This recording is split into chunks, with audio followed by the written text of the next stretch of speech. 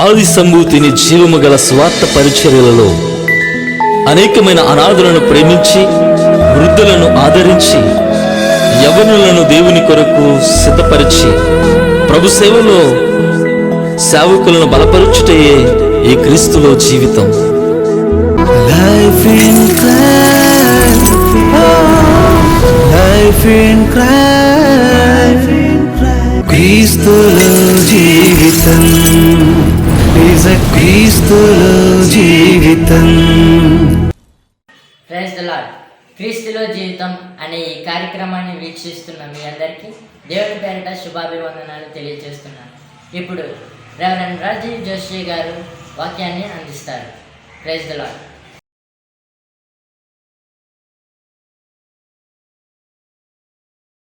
Praise the lord. మన ప్రభువును ప్రియ రక్షకుడైన యేసు క్రీస్తు పరిశుద్ధ నామములో మీ అందరికీ శుభవందనములు తెలియజేస్తూ ఉన్నాం. నేటి దినాన దేవుని ఉన్నతమైనటువంటి కృపను పొందుకొని ఆయన సన్నిధానంలో ప్రభువుని స్తుతిస్తూ మన దేవుని వాక్యాన్ని ధ్యానించడానికి ప్రభు చూపినటువంటి కృపను బట్టి దేవాది దేవునికి వందనాలు చెల్లిస్తూ ఉన్నాం.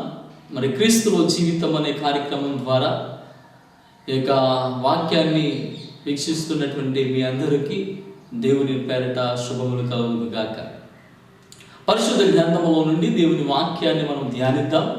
పరిశుద్ధ లేఖన భాగంలో నుండి దేవుని వచనాన్ని మనం ధ్యానం చేసుకుందాం. పరిశుద్ధ గ్రంథంలో నుండి కీర్తన గ్రంథము 52వ కీర్తన 8వ వచనాన్ని మనం చదువుకుందాం. నేనైతే దేవుని మందిరములో పచ్చని ఒలివ చెట్టు వలెనున్నాను, నిత్యము దేవుని కృపయందు నమ్మిక ఉంచున్నాను. దేవునికి స్తోత్రం. తాళవచ్చుదము ప్రార్థన చేసుకుందాం. మహాపరిశుద్ధుడా, జీవంగల తండ్రి, నీ పరిశుద్ధమైన నామాన్ని బట్టి వందనాలు, స్తుతులు, స్తోత్రములు చెల్లిస్తూ ఉన్నాము. ప్రభువా, ఇలాగున్న నీ సాన్నిధిని చేరి నిన్ను స్తుతించడానికి, నీ నామం మహిమపరచడానికి మీరు చూపిన కృపను బట్టి వందనములు చెల్లిస్తూ ఉన్నాం. అయ్యా, నీ నామమును బట్టి నీ వాక్యమును ధ్యానిస్తూ ఉంటుండగా మమ్మల్ని బలపరచండి, ఆత్మీయంగా స్థిరపరచండి.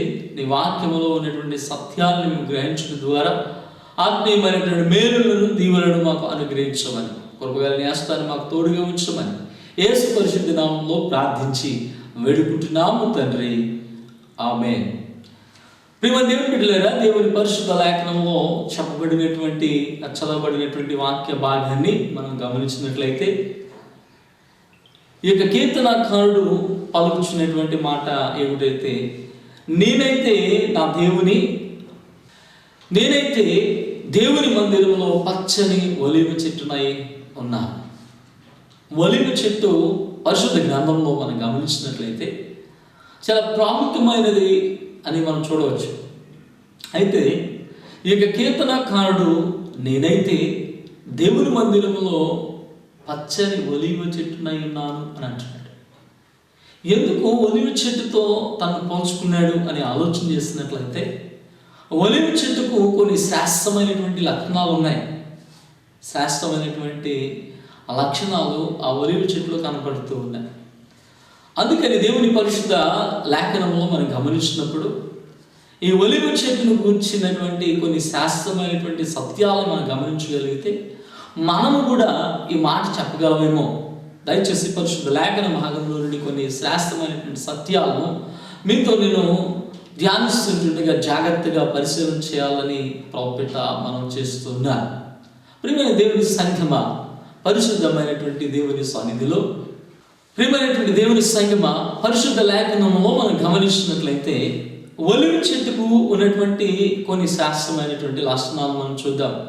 మొదటిది ఏమిటంటే, ఒలివ చెట్టు తన యొక్క మాధుర్యమును మానవునికి, దేవునికి లేక దేవునికి మానవునికి సన్మానించడానికి తన యొక్క తైలమును ఉపయోగిస్తుందట. న్యాయాధిపతుల గ్రంథము 9వ అధ్యాయము 9వ వచనాన్ని మనం గమనించినట్లయితే, న్యాయాధిపతుల గ్రంథము 9వ అధ్యాయము 9వ వచనంలో ఇలాగ వ్రాయబడి ఉన్నది. మమ్మల్ని ఏలుమని ఒలివ చెట్టు నడుగుగా ఒలివ చెట్టు దేవునిని మానవులను దేని వలన నరులు సన్మానించుదరో ఆ నా తైలము నీయక మాని చెట్ల మీద రాజునై ఉండి ఇటు అటు ఊగుటకు నేను వచ్చేదనా అని వాటితో అనెను. వాక్యముని గమనించినట్లయితే ఒలివ చెట్టుతో చెట్లన్నీ వచ్చి అడుగుతూ ఉన్నాయి, ఏమనంటే మా మీద నీవు రాజుగా ఉండు అని.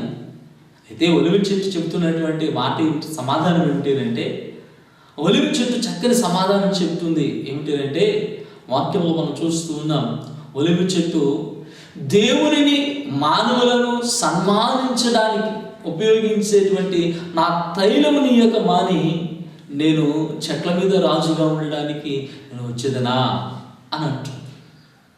అంటే తన దగ్గర ఒక శ్రేష్టమైనటువంటి తైలం ఉంది. ఆ తైలం దేని కొరకు ఉపయోగించబడుతుంది అంటే దేవునిని మానవులను కూడా సన్మానించడానికి ఉపయోగించేటువంటి తైలం ఉన్నది. తను అంటున్న మాట ఏమిటంటే, నాకున్నటువంటి ధన్యతని, నాకున్నటువంటి ఆ యొక్క అవకాశాన్ని, నాకున్నటువంటి ప్రాధాన్యతను, నాకున్నటువంటి ఈ గొప్ప శ్రేష్టమైనటువంటి సన్నిధిని విడిచిపెట్టి నేను రాజుగా ఉండడానికి నేను వస్తానా అని అంటాడు. ఎంత చక్కని మాట అండి. ఈరోజు చాలామంది అధికారం కోసం రాజకీయ పరిస్థితుల్లో ఆలోచన చేసినట్లయితే చిన్న పదవి వస్తుందంటే దేవుని పనిని విడిచిపెట్టేవారు చాలామంది ఉన్నారు. దేవుని సన్నిధి విడిచిపెట్టేవారు కొంతమంది ఉన్నారు. ఒక ఉద్యోగం వచ్చిందంటే దేవుని సన్నిధిని మర్చిపోయేటువంటి వారు కూడా ఉన్నారు. అసలు చిన్న పదవి వస్తేనే దేవుని సన్నిధికి పూర్తిగా దూరం అయిపోయేటువంటి వారు కూడా ఉన్నారు. అయితే ఒలివ చెట్టు అంటుంది, నేనైతే నా తైలమును దేవుని సన్మానించడానికి ఉపయోగిస్తూ ఉన్నాను, అంతకంటే మరొక గొప్ప భాగ్యం నాకు లేదు అని చెప్పి ఒలివ చెట్టు సమాధానం ఇస్తుంది. రాజుగా ఇటు అటు తిరగడం, మీ మీద రాజుగా మిమ్మల్ని ఏడడం నాకు అవసరం లేదు. ఎందుకనంటే నా తైలము ద్వారా దేవుని నేను సన్మానించగలుగుతున్నాను. ఈ రోజున సంఘాల్లో కూడా ఎలాంటి వారు కావాలి అంటే దేవుణ్ణి సన్మానించేటువంటి వారు కావాలి, దేవుణ్ణి గౌరవించేవారు కావాలి, దేవుణ్ణి ఘనపరిచేవారు కావాలి, దేవుని మహిమపరిచేవారు కావాలి. ఒలివ చెట్టు నా తైలముని ఇచ్చి నేను దేవుని సన్మానించదను అని అంటుంది. కాబట్టి దేవుని బిడ్డలారా, ఈ రోజున ఎంతమంది దేవుని సన్మానించేటువంటి స్థితి కలిగినటువంటి వారు ఉన్నాం, ఎంతమంది దేవుని ఘనపరిచేటువంటి స్థితి కలిగినటువంటి వారుగా ఉన్నాం. నిజమే, ఒలివ తైలము దేనికోసం ఉపయోగిస్తారు అంటే రాజులను అభిషేకించడానికి, రాజులను సన్మానించడానికి, రాజులను ఘనపరచడానికి ఆ యొక్క తైలము వాడేటువంటి వారు. అలాగే దేవుని సన్నిధిలో దుపార్తి వెలిగించడానికి, దేవుని సన్నిధానంలో దీపములు వెలిగించడానికి ఒలివ తైలము వాడేవారు, అభిషేక తైలముగా వాడేటువంటి వారు. కాబట్టి ఈ నా తైలమును నేను ఇయ్యక మాని రాజు మీద లేక చెట్ల మీద రాజుగా ఉండడానికి నేను వస్తానా అని చెప్పి ఈ యొక్క ఒలివ చెట్టు అంటూ ఉన్నది, సమాధానం ఇస్తుంది. కాబట్టి ప్రియమైన దేవుని బిడ్డలారా, మన మాధుర్యాన్ని దేవునికి నీ మనుషులకు ఉపయోగకరంగా ఉపయోగించాలి. దేవుని సంఘములో ఉన్నటువంటి నీవు నీ మాధుర్యాన్ని దేవుని కొరకు ఉపయోగించే స్థితిని కలిగి ఉండాలి. సంఘంలో సమాజంలో కూడా మంచి యొక్క ఆలోచనలు కలిగినటువంటి వారమై, మంచి విశ్వాసాన్ని కలిగినటువంటి వారమై దేవుని బిడ్డలుగా జీవించడానికి మనం మరి తీర్మానం తీసుకోవాలి. అందుకనే నేనైతే దేవుని మందిరములో పచ్చని ఒలీవ చెట్టునై ఉన్నాను. ఎలాంటి చెట్టట? మాధుర్యాన్ని దేవుని కొరకు ఇచ్చేటువంటి వ్యక్తిగా ఉండాలి. మన మాధుర్యం, మనకున్నటువంటి యొక్క ధన్యతలో, మనకున్నటువంటి సమస్తం కూడా దేవుని కొరకు ఖర్చు చేసేటువంటి వారమై ఉండాలి. రెండో విషయాన్ని కూడా మనం గమనించినట్లయితే, ఒలివ చెట్టు సౌందర్యము కలిగిన చెట్టు. ఏంటంటే ఒలివ చెట్టు సౌందర్యము కలిగినటువంటి చెట్టు. హోషియా గ్రంథము 14వ అధ్యాయము 16వ వచనంలో ఇలాగున, 14వ అధ్యాయము 16వ వచనంలో ఇలాగ రాయబడి ఉన్నది, అతని కొమ్మలు విశాలముగా పెరుగును, ఒలివ చెట్టునకు కలిగినంత సౌందర్యము అతనికి కలుగును అని రాయబడింది. అంటే ఇక్కడ ఏమని మనం గమనించగలము అంటే ఒలివ చెట్టు సౌందర్యము కలిగిన చెట్టు. ఆలోచన చేయండి, ఒకరి చేతులు పొడవుగా ఉన్నాయంటే అందంగా ఉన్నారని చెప్పగలమా? లేకపోతే వారి కాళ్ళు కురుసగా ఉన్నాయంటే అందంగా ఉన్నాయని చెప్పగలమా? చెప్పలేము కదా. అయితే ఇక్కడ తన యొక్క కొమ్మలు విశాలముగా పెరుగును. ఒలీవ చెట్టుకు కలిగిన సౌందర్యం అతనికి కలిగినని దేవుని వాక్యం సెలవిస్తుంది. ఏమిటి ఆ సౌందర్యం అని అంటే, ఇది బాహ్య సంబంధమైనటువంటి సౌందర్యం కాదు. దేవుని వాక్యంలో మనం గమనించినట్లయితే మొదటి సమూయేలు గ్రంథంలో అక్కడ దేవుడు మాట్లాడుతూ ఉన్నాడు. ఏమని అంటే, మొదటి సమూయేలు గ్రంథంలో మనం చూసినప్పుడు 16వ అధ్యాయం 7వ వచనంలో అక్కడ చూస్తే అక్కడ వ్రాయబడుతుంది, తన యొక్క ఎత్తు, తన యొక్క సౌందర్యం, లేకపోతే తన యొక్క రంగును చూసి దేవుడు లక్ష్య పెట్టేవాడు కాదట. మరి దేనిని లక్ష్య పెట్టేవాడు అంటే, దేవుడు అంతర్యములో ఉన్నటువంటి సౌందర్యాన్ని లక్ష్య పెట్టేటువంటి వాడు. మనుషులు దేనినైతే లక్ష్య పెడుతూ ఉన్నారో దేవుడు దానిని లక్ష్య పెట్టడు అని అక్కడ వ్రాయబడి ఉన్నది. ప్రేమ దేవుడు లేక ఇప్పుడు బాహ్యమైనటువంటి సౌందర్యం కాదు, అంతరంగంలో ఉన్నటువంటి సౌందర్యాన్ని దేవుడు కోరుతూ ఉన్నాడు. ఒలీవ చెట్టు అంతరంగంలో ఉన్న సౌందర్యం గురించి మాట్లాడుతూ ఉన్నది. తనకు కలిగినటువంటి సౌందర్యం ఏమిటి అని అంటే, తన విశాలమైనటువంటి కొమ్మలట. దేవునికి స్తోత్రం చెల్లిందేమా? ప్రేమ దేవుడు లేరు, ఇక్కడ గమనించండి, తనలో ఉన్నటువంటి ఆత్మీయ సంబంధమైనటువంటి సౌందర్యం గురించి దేవుడు మాట్లాడుతూ ఉన్నాడు. తనకు ఒలీవ చెట్టుకు కలిగినటువంటి సౌందర్యము కలుగునని దేవుడు మాట్లాడుతున్నాడు. అంటే ఆ ఒలీవ చెట్టుకు ఒక ప్రత్యేకమైనటువంటి యొక్క లక్షణం ఉంది. దాని కొమ్మలంట విశాలంగా ఉంటాయంట, చూడడానికి అందంగా ఉంటుందంట, చెట్టు సౌందర్యంగా ఉంటుందట, మంచిదే.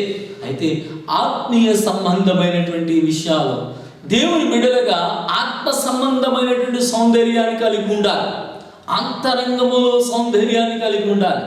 ఎలాంటి సౌందర్యం అని అంటే, రిబ్కా చక్కనిది అని అంటే అందంగా ఉంటుంది, చూడ చక్కని అమ్మాయి అని అనుకుంటున్నారు. కానీ వాస్తవానికి ఎలియాజరు తనలో ఎటువంటి సౌందర్యాన్ని చూశాడు అని అంటే, తను దేవుని సన్నిధానంలో ప్రార్థన చేస్తున్నాడు.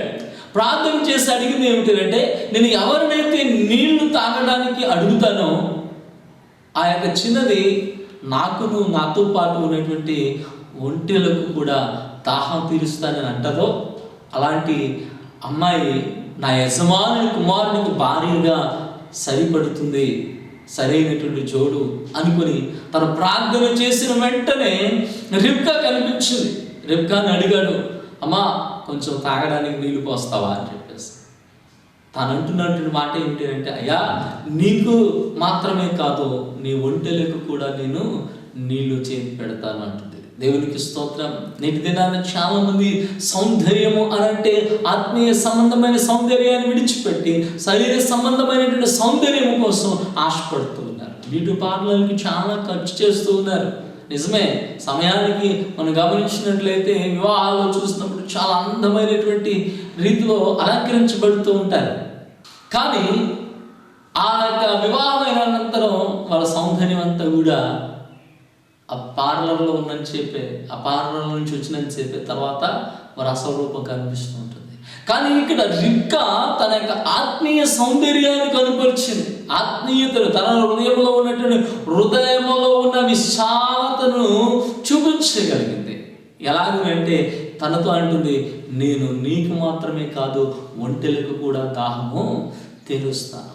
లోతులోనికి దిగి అనుతులో నుంచి నీరు తోడుకొని వచ్చి మరలా ఎక్కి ఆ యొక్క ఒంటెలకు పోయడం అంటే తన ఈ యొక్క సంబంధమైనటువంటి శరీర సంబంధమైనటువంటి యొక్క సౌందర్యం గురించి ఆలోచించలేదు. కానీ ఆత్మీయ సంబంధమైనటువంటి సౌందర్యము అదేమిటంటే తనకు విశాల హృదయము కలిగినటువంటి బిడ్డగా ఉన్నది. ఈ రోజున ఆత్మీయ సంబంధమైనటువంటి సౌందర్యం కలిగినటువంటి బిడ్డలు సంఘములో కావాలి. నేనైతే దేవుని మందిరములో సౌందర్యము కలిగినటువంటి చెట్టునై ఉన్నాను. అలాంటి చెట్టట ఆత్మ సంబంధమైనటువంటి సౌందర్యం కలిగి ఉండాలి. ఈ సంఘం అండి చాలా అందముగా ఉన్నది, చూడముచ్చటగా ఉన్నది అని ఎలా చెప్తారో తెలుసా? ఆత్మ సంబంధమైనటువంటి సౌందర్యం కలిగినప్పుడు.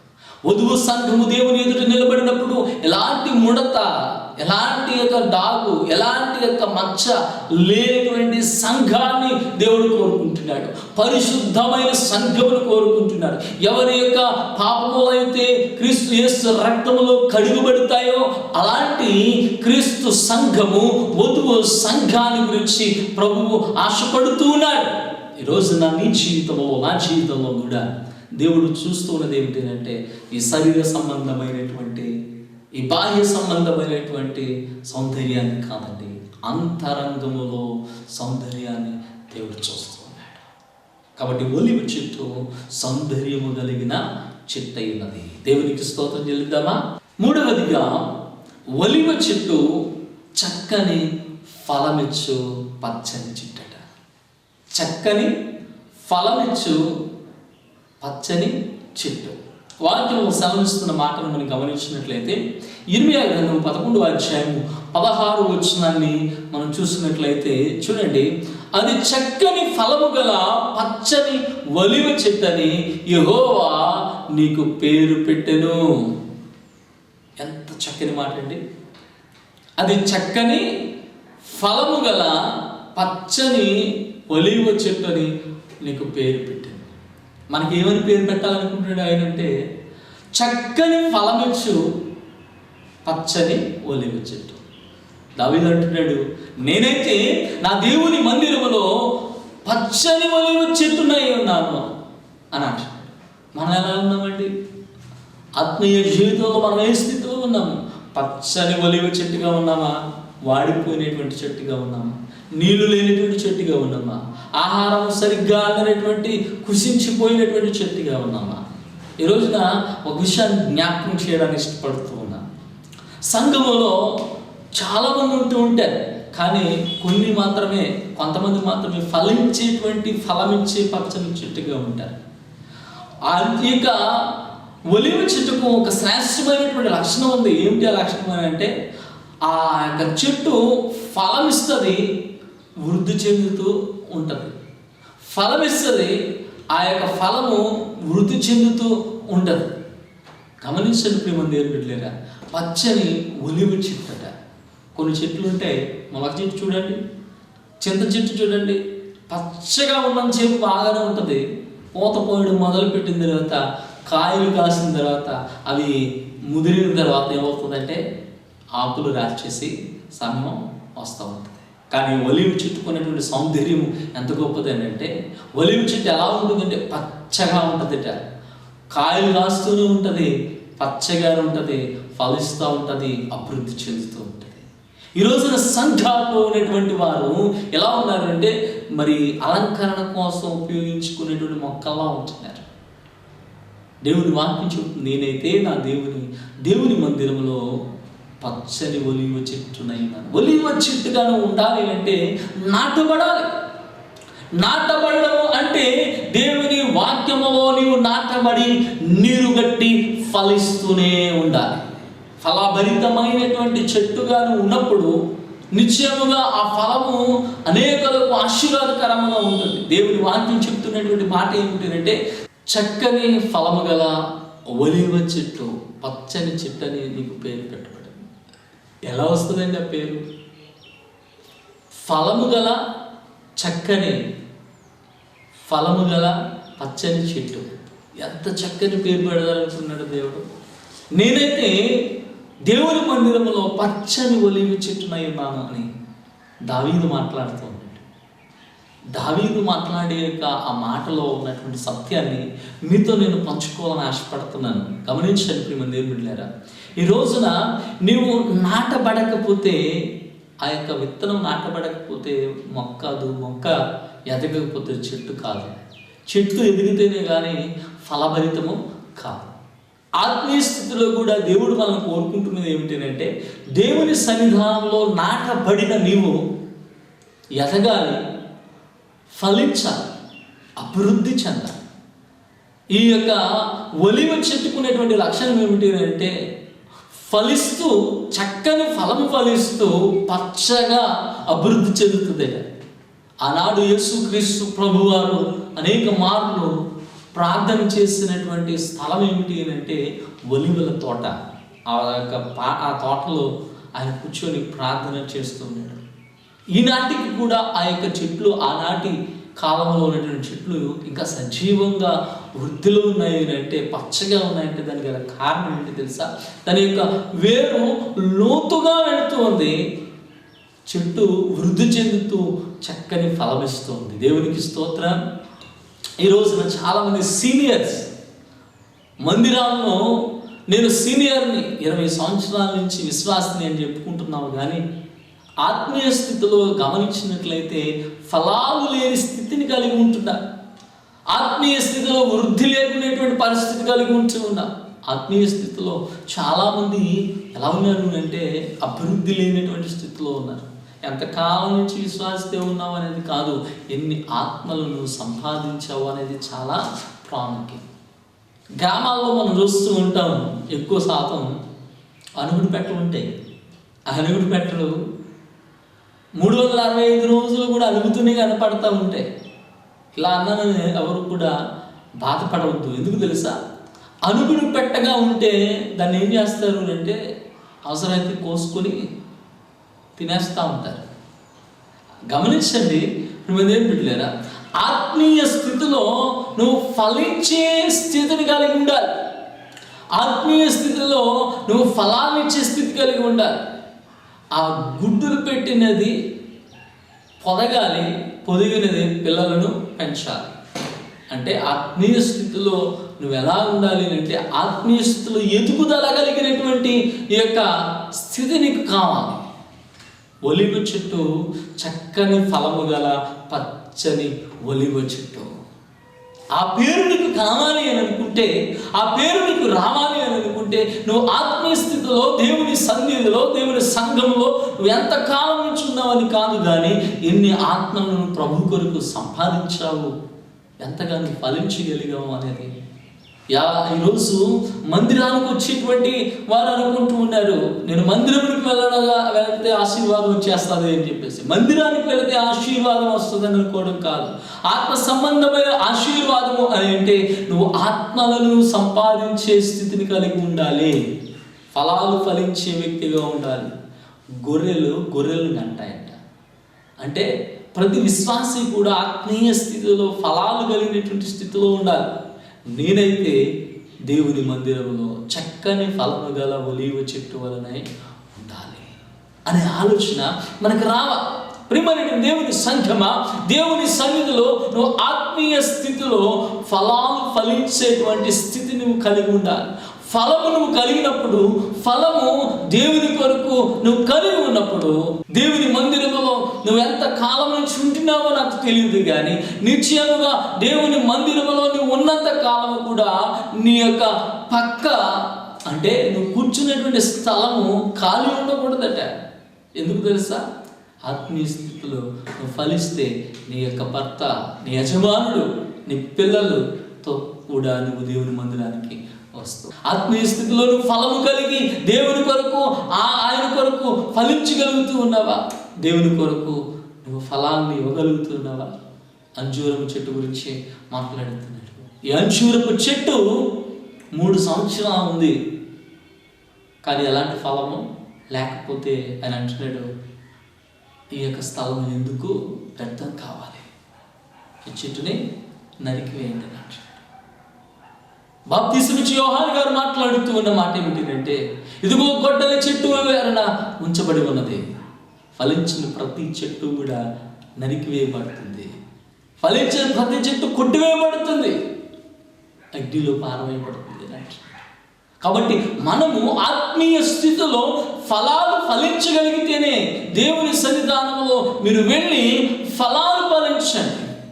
మీరు నన్ను ఏర్పరచుకోలేదు, కానీ నేను మిమ్మల్ని ఏర్పరచుకున్నాను, వెళ్ళి ఫలములు ఫలించండి అని దేవుడు మాట్లాడుతున్నాడు.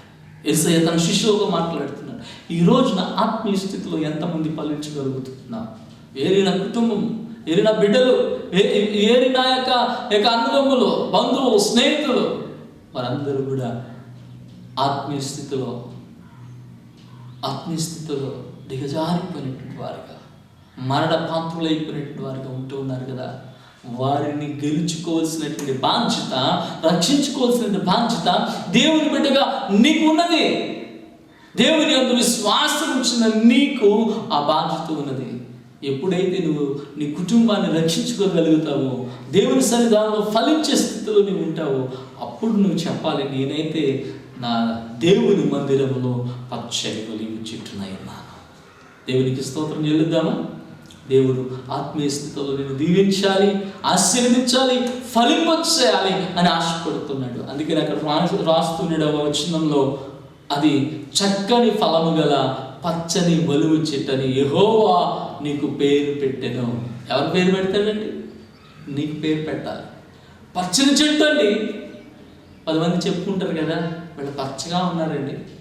కొంతమంది అంటూ ఉంటారు, మేము పచ్చగా ఉండడం ఓర్చుకోలేకపోతున్నాం. పచ్చగా ఉండడం అంటే అర్థం ఏమిటి? ఆత్మీయ స్థితిలో నువ్వు ఫలించే వ్యక్తిగా ఉండాలి. నీవును నీ కుటుంబము దేవుని మందిరములకు వెళ్ళి ఆరాధిస్తూ ఆనందిస్తూ ఉంటుంటే అది పచ్చదనం అంటే. ఒకసారి ఆత్మీయ స్థితిలో శిఖరాలను ఎక్కేసి మరలా పతనం అయిపోయి, కొన్నిసార్లు నేను అడుగుతుంటానమ్మా, మొన్నటి వరకు ఉన్న ఆవిడేది, ప్రార్థనలు లేదేంటి, మన పాట పాడింది కదా అందంగా చక్కగా, అదేది అని అన్నాం అనుకోండి, ఈ మధ్య రావడం లేదండి గుడికి. నిజమే, ఆత్మీయ స్థితిలో చాలామంది వెనక్కిపోతూ ఉన్నారు, తిరిగిపోతూ ఉన్నారు, పడిపోతూ ఉన్నారు. ఆత్మీయ స్థితిలో ఫలాలు లేనటువంటి స్థితిలో ఉంటున్నారు, కోలబడిపోతున్నారు. ప్రియమైన బిడ్డలారా, ఈ యొక్క ఉదయకాల సమయంలో దేవుని సన్నిధిలో దేవుని సేవకునిగా మాట్లాడుతున్నాను. నీకైతే దేవుడు ఫలము గల పచ్చని ఒలీవ చెట్టు అని పేరు పెట్టాలని ఆశపడుతున్నాడు. అలాంటి పేరును పొందుకోవాలని ఆశపడుతున్నావా? ఖచ్చితంగా నువ్వు ఫలించే చెట్టుగా ఉండాలి.